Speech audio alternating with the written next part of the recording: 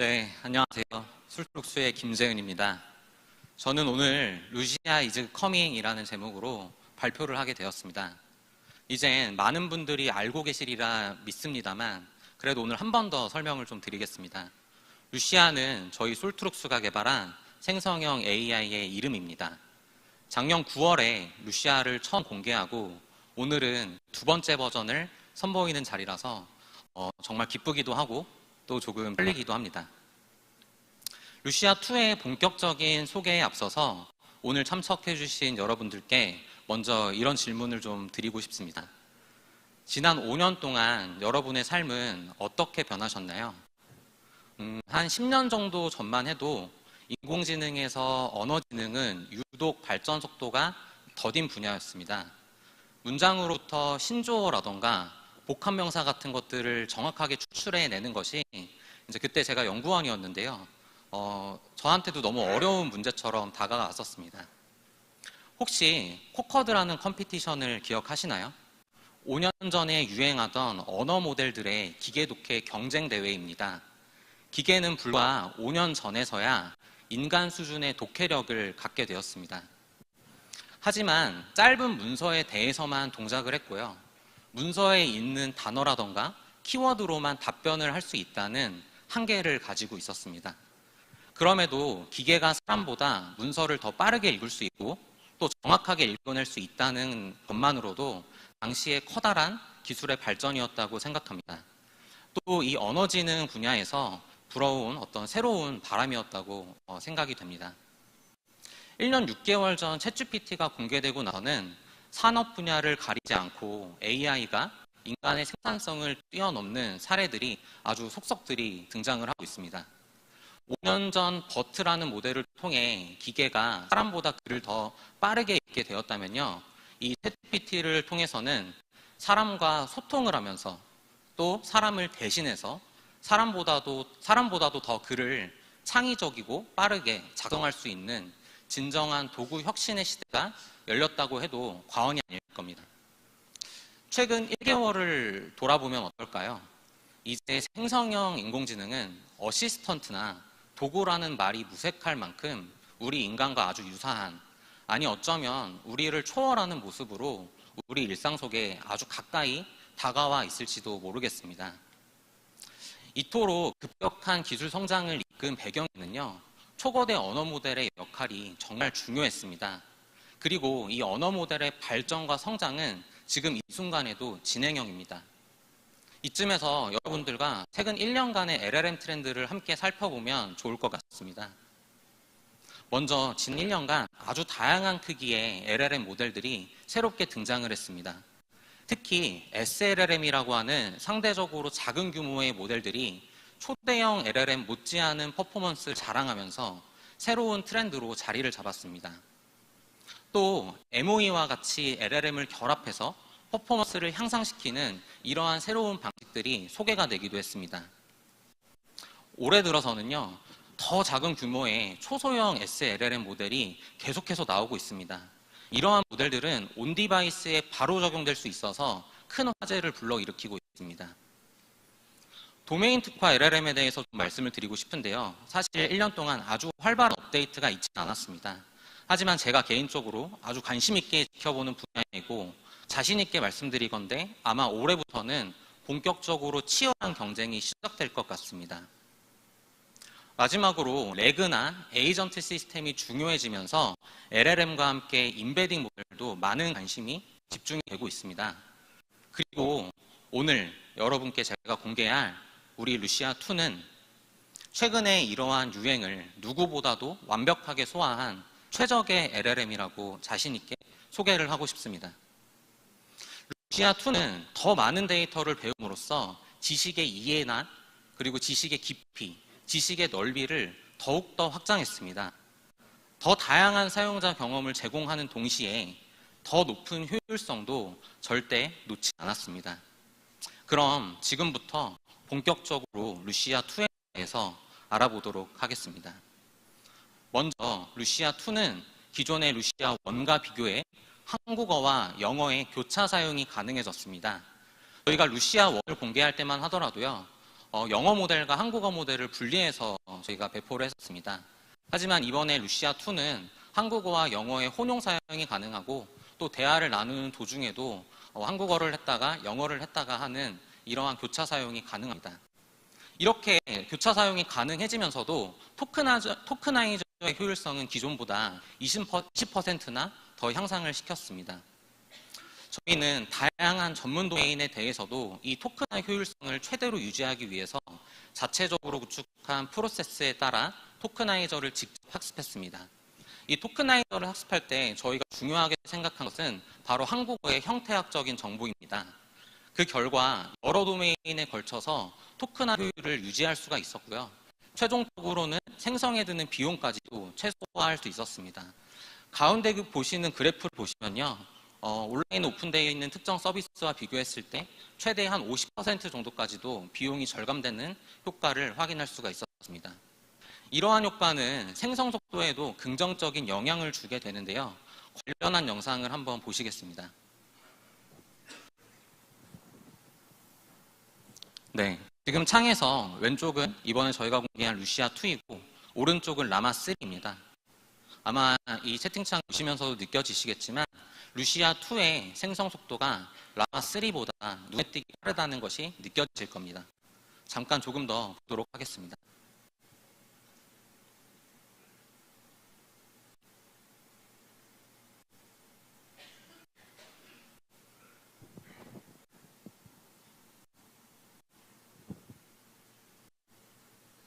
네, 다음은 더욱 풍부해진 루시아2의 사전학습 커버리지입니다.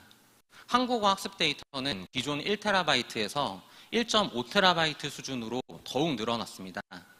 또 이렇게 방대한 데이터는 학습 목적과 방향에 맞춰서 단계적으로 학습이 되었습니다. 특히 이번에 루시아2는 한 번에 이해할 수 있는 컨텍스트의 길이가 64,000 토큰으로 기존보다 약 30배가량 증가가 되었습니다. 또한 루시아2에서는 비전 모달리티에 대한 처리가 추가적으로 가능해졌습니다.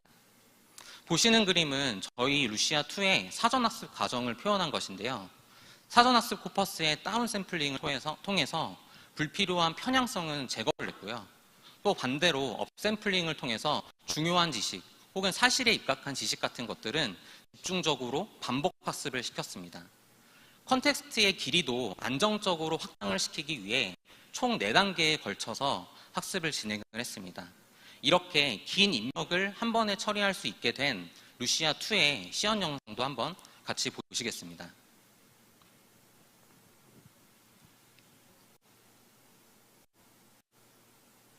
저는 이렇게 논문 같은 것들을 볼 때 너무나 길기 때문에 이런 것들 한 번에 좀 서비스에 넣고 생성 AI를 활용하고 싶다라는 생각을 많이 하는데요. 이번에 저희 루시아의 입력 길이가 아주 길게 늘어나면서 논문을 한 번에 올려놓고 논문에 있는 내용들을 물어본다던가 혹은 정리를 요청한다던가 하는 이러한 유즈 케이스들이 가능해졌습니다. 또 제가 올린 어떤 논문들과 유사한 논문들은 어떤 것들이 있는지를 찾는 이러한 유즈 케이스도 가능하게 되었습니다. 이렇게 강력해진 루시아2는요, 여러 전문 도메인에서도 기존보다 훨씬 뛰어난 답변 능력을 갖추게 되었습니다. 특히 법률과 보건의료 도메인에 대한 지식을 아주 많이 보강하게 되면서요, 답변 성능이 크게 향상이 되었습니다. 저희는 각 전문 도메인에 대해서 100건 정도의 평가셋을 엄선했습니다. 그리고 공개된 여러 모델들과 비교를 수행했습니다. 평가 데이터는 우측에 보시는 것처럼 사지선다의 객관식 문제로 구성을 했는데요. 가운데 결과를 보시면 라마3와 비교해서 더욱 나은 품질을 보이는 것을 확인하실 수가 있습니다. 마지막으로 루시아2는 거의 3배가량 늘어난 고품질의 인스트럭션 데이터를 학습했습니다. 그 결과 레그에 대한 품질은 루시아1보다도 더 크게 향상이 되었고요. 요약이나 번역에 대한 품질도 더욱 정교해졌습니다. 특히 레그에 사용되는 루시아 임베딩 모델은요, 한영 교차 검색에서 타 모델들 대비 압도적인 정확도를 확보했는데요. 문서나 문서 사이의 검색뿐만 아니라 문장과 문장 사이의 검색, 또 문장과 문서를 교차하는 이런 다양한 유지 케이스의 검색에서 기존의 모델보다 훨씬 더 높은 정확도를 보여주고 있습니다. 이렇게 강력해진 루시아2의 크로스 링구어란 서비스 예시를 한번 보여드리겠습니다.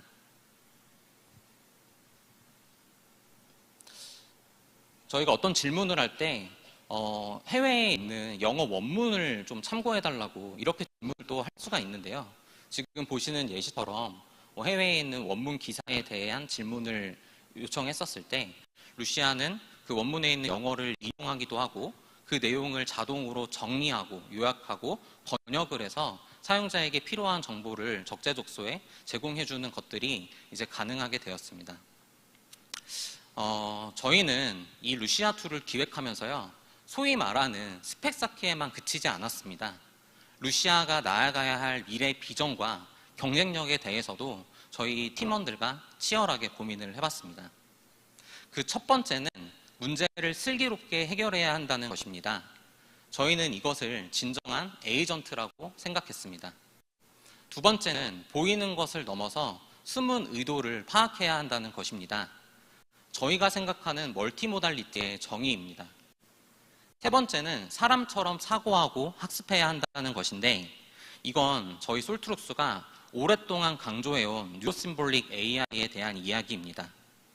마지막으로 네 번째는요, 루시아가 사용자보다 사용자를 더 잘 알아야 한다는 것입니다. 바로 초개인화와 관련된 것이죠. 먼저 루시아2의 에이전트 시스템에 대해서 더 자세히 설명을 드리겠습니다. 루시아2의 에이전트는 레그의 문서 활용을 위해 전문화된 시스템이라고 생각해 주시면 될 것 같습니다. 여기 그림의 아래쪽에 보이시는 것처럼 루시아가 참고해야 되는 문서의 기수를 스스로 결정하기도 하고요.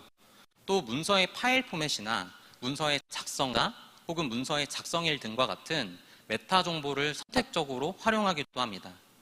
그럼 루시아2 에이전트 서비스는 어떤 것인지 한번 같이 보시겠습니다.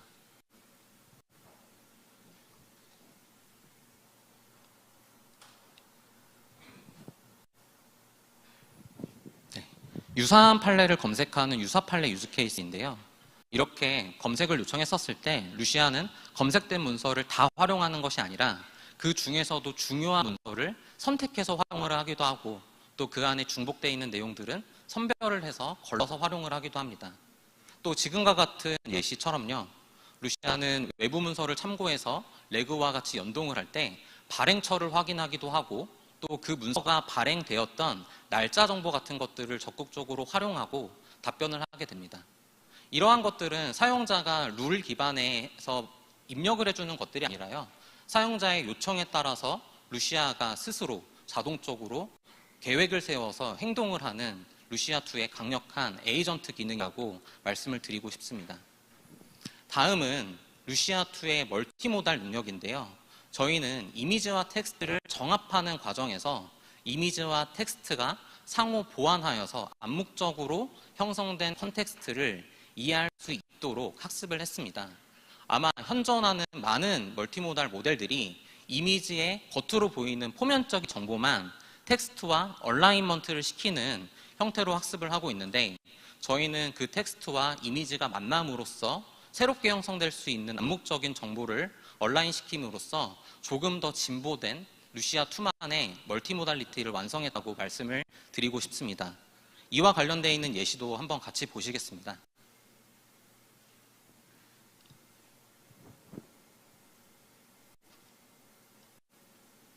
루시아2에서는요, 이렇게 질문을 할 때 관련된 도표나 차트 같은 것들을 올려놓고 그 안에 있는 내용들에 대해서 퀘스천 앤서링을 하는 혹은 정리를 요청하는 이러한 유즈 케이스들이 이제 새롭게 가능해졌습니다.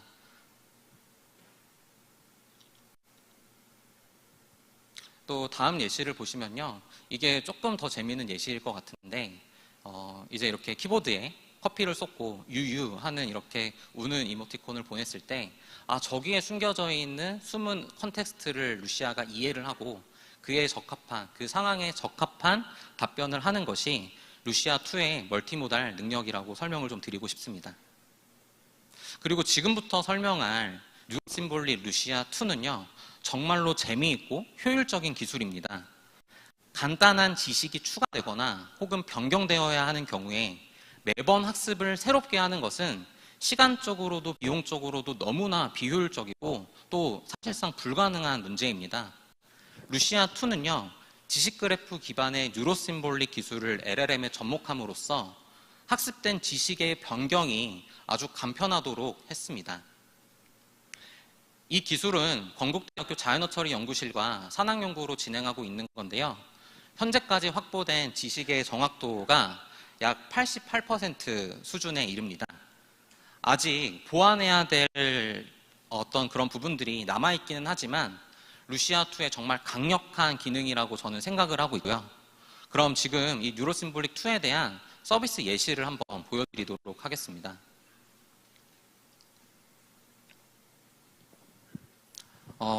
많은 분들이 모르고 계시겠지만 저희 솔트룩스가 최근 여기 강남 역삼에서 잠실 향군타워로 이사를 했습니다. 기존 모델 같은 경우에는 강남에 있다고 얘기를 할 텐데요. 이렇게 지식 그래프상에서 변경된 주소를 간단하게 변경을 해주고 모델에 관련된 정보가 이렇게 편집이 완료되었다고 반영이 되면요. 그 이후에 같은 질문을 했을 때 솔트룩스의 위치는 송파구 올림픽대로로 나오고 또 인근에 어떤 역이 있느냐 하는 연관 질문에 대해서도 잠실역 인근에 있다라고 하는 것과 같이 간단하게 지식을 편집할 수 있는 기술입니다. 마지막은 루시아2 초개인화에 대한 내용입니다. DPO라고 하는 선호도 학습 기술을 저희는 DPPO라고 하는 개인화된 선호도 기술로 확장을 시켰습니다. 루시아가 사용자와 이전에 나눴던 대화를 주기적으로 확인을 해서 이 DPPO라고 하는 최적화 방법을 통해 사용자한테 어떤 답변을 해주는 것이 가장 최적의 답변인지를 지속적으로 트래킹하면서 학습하고 업데이트 해주는 것이 이 기술의 바로 핵심입니다. 바로 이와 관련되어 있는 예시를 한번 보시겠습니다.